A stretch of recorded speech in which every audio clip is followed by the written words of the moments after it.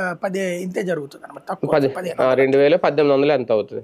అది కరెక్ట్ అవును. కాదు. కాబట్టి అసలు ముందు ఇన్సూరెన్సే ఫైనల్ అంటారా? వీళ్ళ వైపు నుంచి ఇస్తారా? ఇంకోటి ఇదేంటంటే కేంద్ర ప్రభుత్వము, రాష్ట్ర ప్రభుత్వం కలిపి ఒక ఫండింగ్ ఉంది. ఈ ప్రకృతి విపత్తుల నివారణ నిధులు, డిజాస్టర్ మేనేజ్మెంట్ ఫండింగ్ లో ప్రతి ఏడాది కూడా కేంద్ర ప్రభుత్వం డబ్బులు వేసేస్తుంది రాష్ట్ర అకౌంట్. అవి కేవలం ఈ పర్పస్ కే వాడాలి. అయితే సాధారణంగా ఇది మిస్యూజ్ చేసేటప్పుడు ఏం చేస్తారంటే తినే బిల్లులు, లేకపోతే తాగే బిల్లులు, తిరిగిన బిల్లులు ఇవి పెట్టేస్తారు.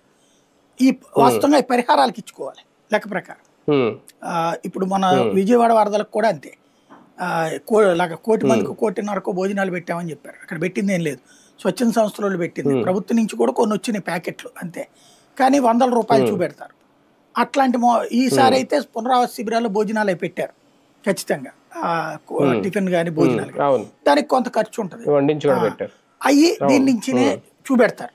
పోను ఎంత ఉంది, ఇంకా ఏమన్నా కేంద్రం నుంచి ఏమన్నా కూడా అనౌన్స్ చేస్తారు. అంటే వీళ్ళు రిపోర్ట్ పైకి పంపిస్తారు, వాళ్ళు ఎంత అనౌన్స్మెంట్ చేస్తారు, ఇదంతా కూడా ఆధారపడి ఉంటుంది. గత తుఫాన్లు, గత అనుభవాల నేపథ్యంలో ఇప్పుడు ముఖ్యమంత్రిగా బాబు గారు ఉన్నారు కాబట్టి అనుభవం బాగా ఉపయోగపడింది. అంటే తుఫానుకు ముందు చేసిన ఏర్పాటు దాదాపుగా అన్ని శాఖల్ని, అధికారులని రంగంలో అంటే ఏర్పాట్లు అయితే బయట చూస్తే బాగానే చేసినట్టు అనిపించింది. విద్యుత్ శాఖ కానీ మిగిలిన